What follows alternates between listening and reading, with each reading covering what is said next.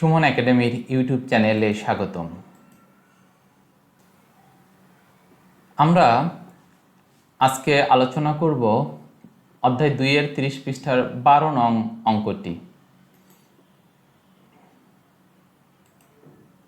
অঙ্কটিতে বলা হয়েছে মা ও পুত্রের বয়সের সমষ্টি 45 বছর।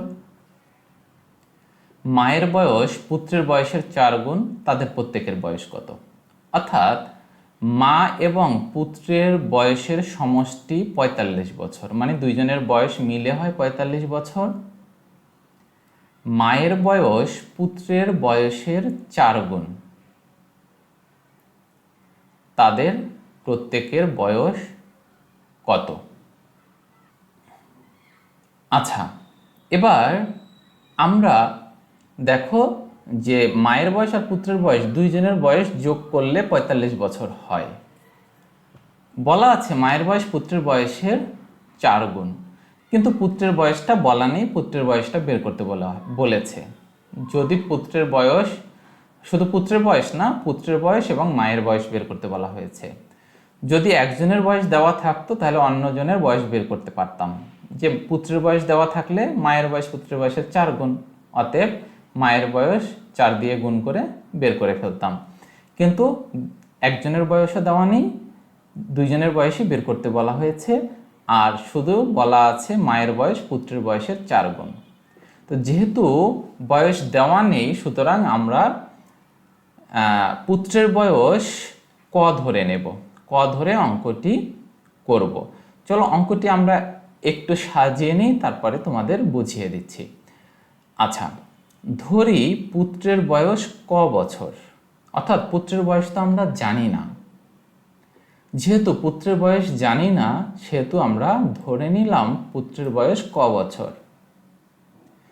আর এই লাইনে বলেছে মায়ের বয়স পুত্রের বয়সের 4 গুণ, মানে পুত্রের বয়স যা হবে মায়ের বয়স হবে তার সাথে গুণ 4। এই জন্য সুতরাং যেহেতু পুত্রের বয়স ধরেছি ক বছর, সুতরাং মায়ের বয়স ক গুণ 4 বছর। ক গুণ 4 কেন? এই যে মায়ের বয়স 4 গুণ, এই জন্য গুণ 4। আশা করি বুঝতে পেরেছ। এবার আমরা প্রশ্ন মতে লাইনটা সাজাবো। আর এই ক আর 4 গুণ করলে 4 ক বছর হয়। প্রশ্ন মতে এই যে প্রথম লাইনটা, জাস্ট এই লাইনটাই আমরা প্রশ্ন মতে মানে কি প্রশ্ন অনুসারে সাজাবো। প্রশ্নে কি বলেছে? মা এবং পুত্রের বয়সের সমষ্টি। আচ্ছা, সমষ্টি মানে কি? যোগফল। সমষ্টি মানে কি? যোগফল। কিসের যোগফল? মা এবং পুত্রের বয়সের যোগফল। অর্থাৎ মায়ের বয়স আর পুত্রের বয়সের যোগফল 35 বছর। এই কথাটা বলেছে এই লাইনে, আমি এই কথাটাই লিখেছি। পুত্রের বয়স যোগ মায়ের বয়স সমান 45 বছর। এই যে 45 বছর, এই 45 বছর। সমষ্টি মানে যোগফল, এই যে যোগ। কিসের যোগ? পুত্রের বয়স আর মায়ের বয়স। এই যে পুত্রের বয়স আর মায়ের বয়স যোগ সমান 45 বছর। অর্থাৎ পুত্রের বয়স আর মায়ের বয়সের যোগফল হলো 45 বছর। এই প্রথম লাইনে এই কথাটা বলেছি, আমি শুধু ওই লাইনটাকে এভাবে সাজিয়েছি। এবার মানটা বসাই। মান কি বসাবো? পুত্রের বয়স আমরা ধরেছিলাম ক বছর, আমি পুত্রের বয়সের জায়গায় লিখি ক, এই যোগ যোগ। মায়ের বয়স এখানে 4 ক বছর, আমি লিখলাম 4 ক, এই সমান সমান 45 বছর, 45 বছর। আচ্ছা, পরের লাইনে যাই। বা 4 ক আর 4 ক, এই দুইটা যদি আমি যোগ করি তাহলে হয় 5 ক। মানে হলো সহজভাবে আমি বলি 4টা ক আর 1টা ক যোগ করলে কি হয়? 5টা ক হয়, সমান 45 বছর। এবার আমার উদ্দেশ্য হলো ক এর মান বের করা। যেহেতু ক এর মান বের করব, ক এর মান বের করা আমার উদ্দেশ্য কেন? কারণ ক বছর ধরেছিলাম পুত্রের বয়স, আর আমাকে পুত্রের বয়স বের করতে হবে। কারণ কার প্রত্যেকের বয়স বের করতে বলছে? পুত্রের বয়স এবং মায়ের বয়স। পুত্রের বয়স বের করলে আমি মায়ের বয়স বের করতে পারবো, এই জন্য পুত্রের বয়স বের করবো। আর পুত্রের বয়স বের করতে হলে কয়ের মান বের করতে হবে, এই জন্য আমি কয়ের মান বের করব। যেহেতু কয়ের মান বের করা আমার উদ্দেশ্য, 5কে আমি ডানে নিয়ে যাব। তো 5কে ডানে নিয়ে যাওয়ার একটা নিয়ম আছে, বাম পাশ থেকে সমান সমান চিহ্নের বাম পাশ থেকে কোনো অঙ্ক ডান পাশে নিয়ে গেলে চিহ্ন উল্টায় যায়, অর্থাৎ যোগ বিয়োগ হয়ে যায়, গুণ ভাগ হয়ে যায়, বিয়োগ যোগ হয়ে যায়, ভাগ গুণ হয়ে যায়। তো এখানে তো কোনো চিহ্ন নাই, কিন্তু কোনো চিহ্ন পাশাপাশি যদি থাকে, কোনো অঙ্ক মানে পাশাপাশি থাকলে, তার মাঝখানে কোনো চিহ্ন না থাকলে ওটা গুণ ধরতে হয়। আর যেহেতু এখানে চিহ্ন নাই মানে গুণ আছে, অতএব 5-এর সাথের যে চিহ্ন এটা গুণই ধরতে হবে। তাহলে গুণ 5 ডানে আসলে হয়ে যাবে ভাগ 5। তাহলে ক সমান সমান 45 ভাগ 5 বছর সমান ক। সুতরাং ক সমান সমান 45কে 5 দিয়ে ভাগ করলে 9 হয়, 9 বছর।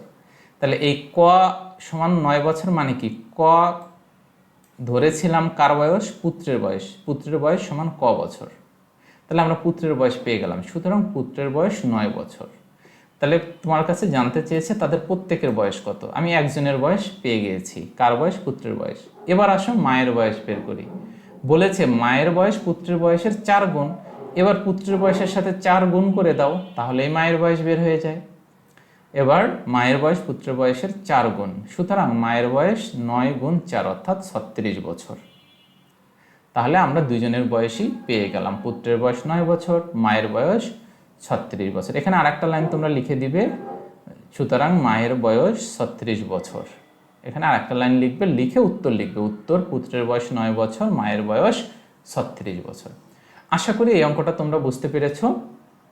এই অঙ্কটা কেউ কেউ ভিন্ন আরেকটা নিয়মে করে, সেই নিয়মটাও চলো একটু বুঝিয়ে দিই।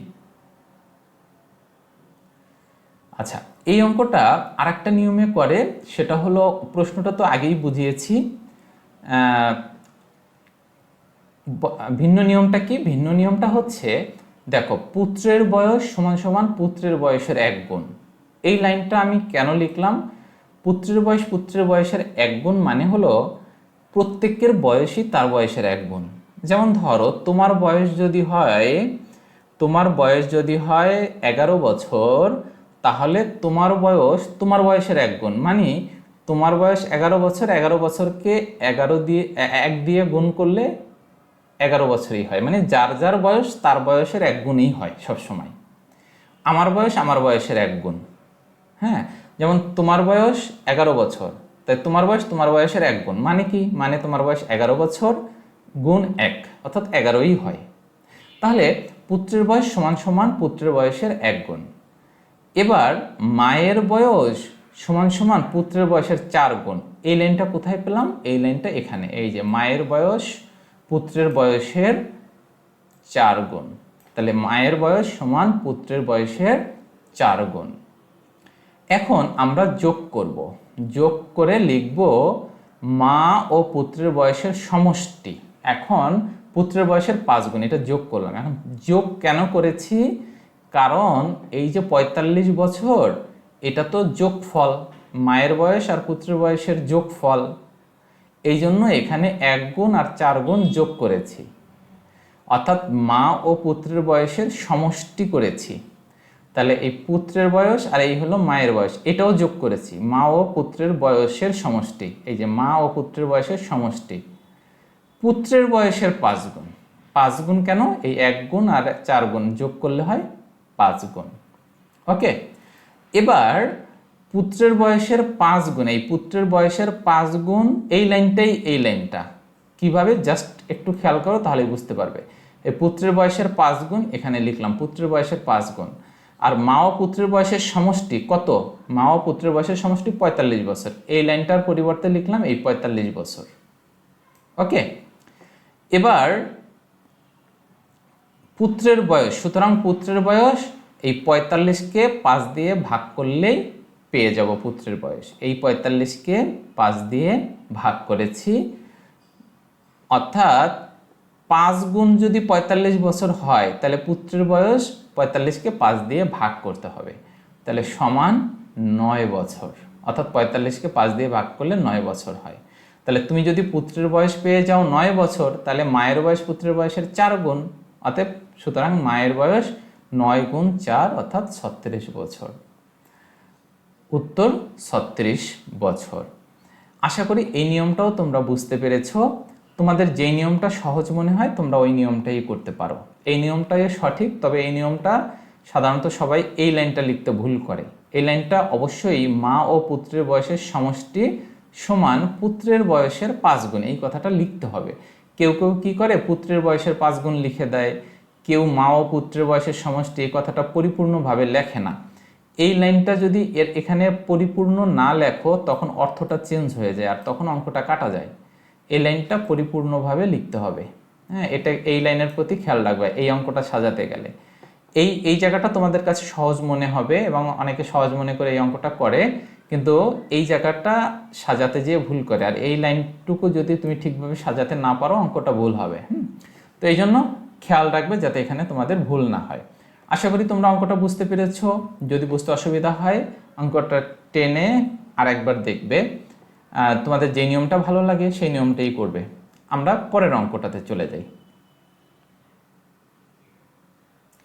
এটা 13 নম্বর অঙ্ক, 20 পৃষ্ঠারই, অধ্যায় 2-এর। অঙ্কটা হচ্ছে একজন শ্রমিক 5 দিনে এত টাকা আয় করে, 3 সপ্তাহে তিনি কত টাকা আয় করবেন। আচ্ছা, 5 দিনে এত টাকা আয় করে 3 সপ্তাহে, তাহলে 5 দিনে আয় করে এত টাকা, 1 দিনে আয় করবে কত। আমরা 1 দিনের আয়টা বের করে নেব। এখন প্রশ্ন হচ্ছে 1 দিনেরটা কেন বের করব? কারণ 1 দিনেরটা যদি বের না করি তাহলে তো আমি 3 সপ্তাহ বা 21 দিন এটা বের করতে পারবো না। এই জন্য আমরা 1 দিনেরটা আয়টা বের করে নেব। তো তাহলে দেখো, যদি 5 দিনে আয় করে 3125 টাকা, 1 দিনে কম আয় করে, এই জন্য 1 দিনের কম আয় করে ভাগ করে নেব, অর্থাৎ আমরা ভাগ করে নিয়েছি, হয়েছে এত টাকা। এবার আমরা জানি 1 সপ্তাহ সমান 7 দিন, তাই না? তাহলে 1 দিনে আয় করেন 625 টাকা। কোথায় পেলাম? এই যে এখানে 1 দিনে আয় করে 625 টাকা। সুতরাং 7 দিনে বা 1 সপ্তাহে আয় করে 625 গুণ 7। কেন গুণ হবে? কারণ 1 দিনে যদি এত টাকা আয় করে 7 দিনে বেশি আয় করে, আর বেশি হলে গুণ করতে হয়। তো আমরা গুণ করে পেলাম 4375 টাকা। কিভাবে? 5 7 35-এর 5 হাতে 3, 7 2 14 আর 3 17-র 7 হাতে 1, 6 7 42-এর 1 43, 4375 টাকা। তাহলে আমরা পেলাম যে 1 সপ্তাহে আয় করেন 4375 টাকা। জানতে চেয়েছে 3 সপ্তাহে কত টাকা আয় করেন। সুতরাং 1 সপ্তাহে আমরা লিখব 1 সপ্তাহে আয় করেন এত টাকা। সুতরাং 3 সপ্তাহে আয় করেন 4375 গুণ 3 টাকা। উত্তর গুণ করলে হয় 13,125 টাকা। 3 5 15-র 5 হাতে 1, 3 5 15-র 5 হাতে 1, 5 7 35, 3 5 15-র 5 হাতে 1, 3 7 21 আর 1 22, 22-এর 2 হাতে 2, 3 3 9, 10 11, 11-র 1 হাতে 1, 3 4 12 আর 1 13, অর্থাৎ 13,125 টাকা।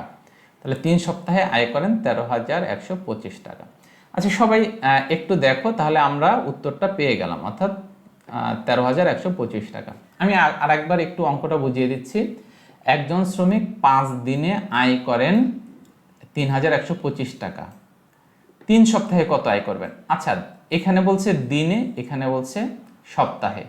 তাহলে আমি সপ্তাহের সরাসরি তো অঙ্কটা করা যাচ্ছে না, তাহলে আমি কি করব? আগে 1 দিনেরটা বের করব, তারপরে 7 দিনেরটা বা 1 সপ্তাহটা বের করব, তারপরে 3 সপ্তাহ।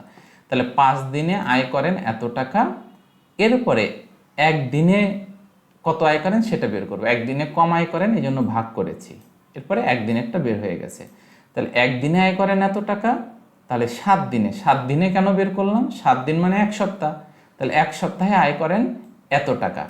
1 সপ্তাহেরটা যখন পেয়ে গেছি তখন 3 সপ্তাহেরটা বের করা আমার জন্য সহজ হয়ে গেছে। আশা করি তোমরা অঙ্কটা বুঝতে পেরেছো।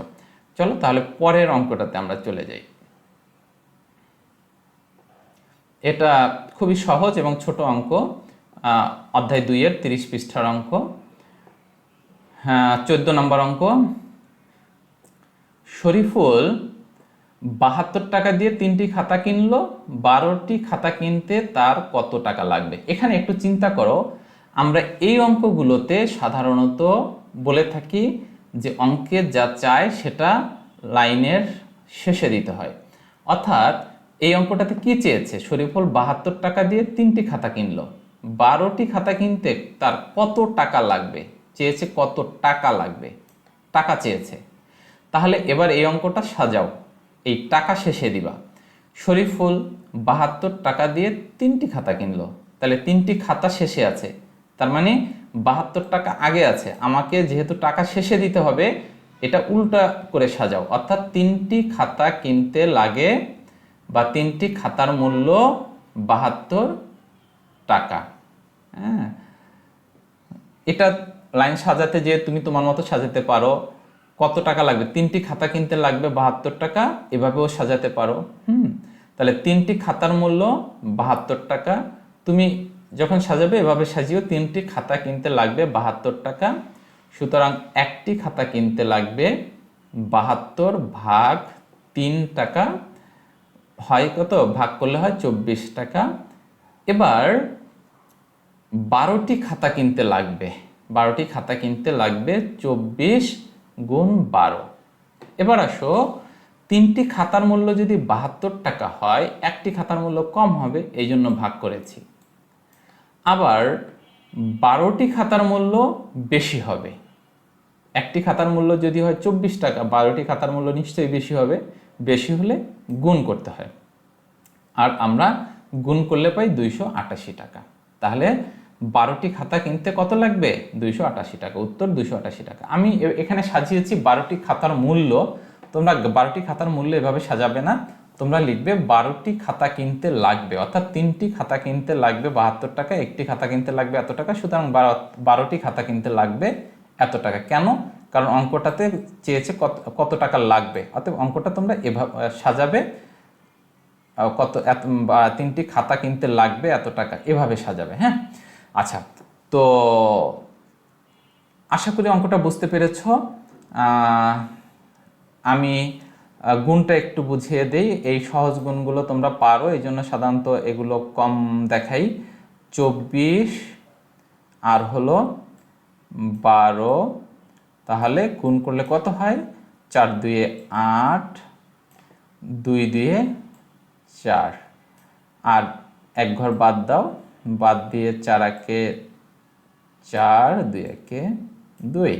এবার রইল 8, 4 আর 4 8, 2 এর 2, এখানে গুণ চিহ্ন দিবে। এই 288 টাকা। আর অঙ্কগুলো দেখার জন্য অনেক ধন্যবাদ। তবে হ্যাঁ, চ্যানেলটি সাবস্ক্রাইব করতে ভুলো না। পরের অঙ্কগুলো দেখার আমন্ত্রণ জানিয়ে শেষ করছি। আল্লাহ হাফেজ।